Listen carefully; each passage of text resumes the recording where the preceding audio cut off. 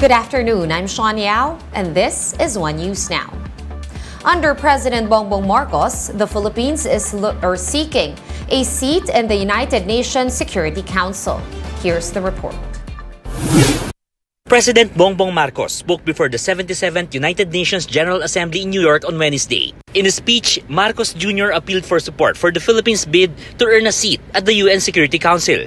I bring with me the spirit of their enduring commitment to the ideals of our United Nations.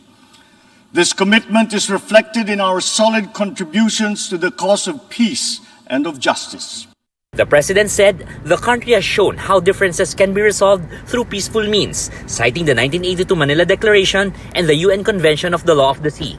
By reinforcing the predictability and stability of international law, particularly the 1982 United Nations Convention on the Law of the Sea, we provided an example of how states should resolve their differences through reason and through right. Marcos Jr. also sought an end to increasing crimes related to Asian hate and racism. We still dream of an end to the disturbing incidents of racism, of Asian hate, of all prejudice. The president went on to tackle other pressing matters like economic recovery, food security, and climate change. The effects of climate change are uneven and reflect an historical injustice. Those who are least responsible suffer the most. The Philippines, for example, we are the fourth most vulnerable country to the effects of climate change. This injustice must be corrected. Marcos Jr. called for global unity, underscoring that the Philippines is a friend to all and an enemy to none. The president and his delegation is in the U.S. for 6 days of working visit. For News 5, Gerard de la Peña, we are One News.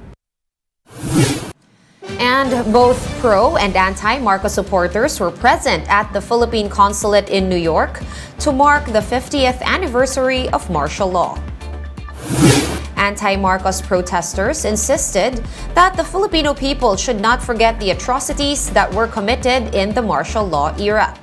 Pro-Marcos supporters also arrived at the scene to defend the late strongman.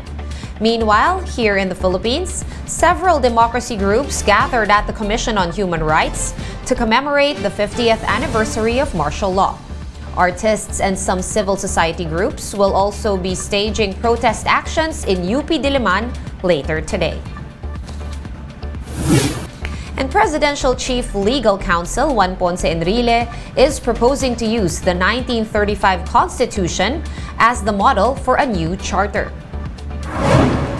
In the Senate hearing on constitutional amendments, Enrile said that the Commonwealth Constitution was much easier to understand. He also took a swipe at the 1987 Constitution of the Cory Aquino administration, saying it lacked the provisions to ensure national security. Ang magandang naging saligang batas ng Pilipinas ay yung 1935 Constitution. Maigsi, brief, simple, easy to understand.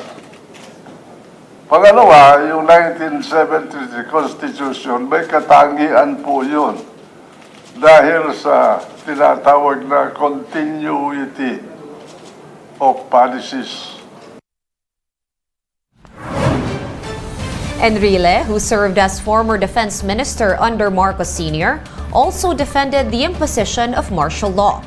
He said that reinstating the phrase imminent danger in the martial law provision of the Constitution would allow the government to respond more quickly to any looming war or rebellion. Tinulo nila yung martial law provision. Nung dineklara namin yung martial law, simple lang. The Supreme Court cannot interfere. Nobody can interfere.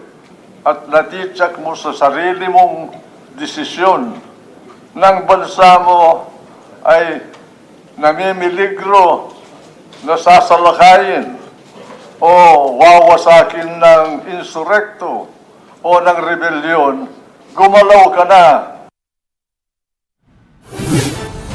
One News Now will be pausing for a quick break, but we will be back with more stories after that.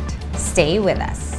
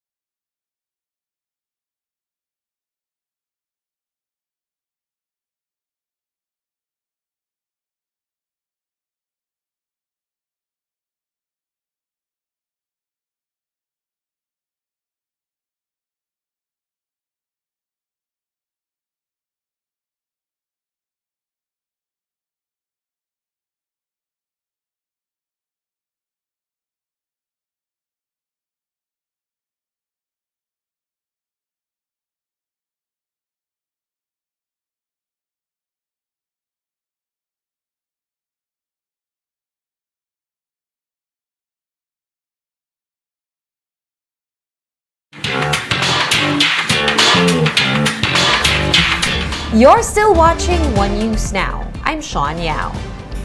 Maroon 5 frontman Adam Levine has spoken up about the alleged affair that he had with an Instagram model.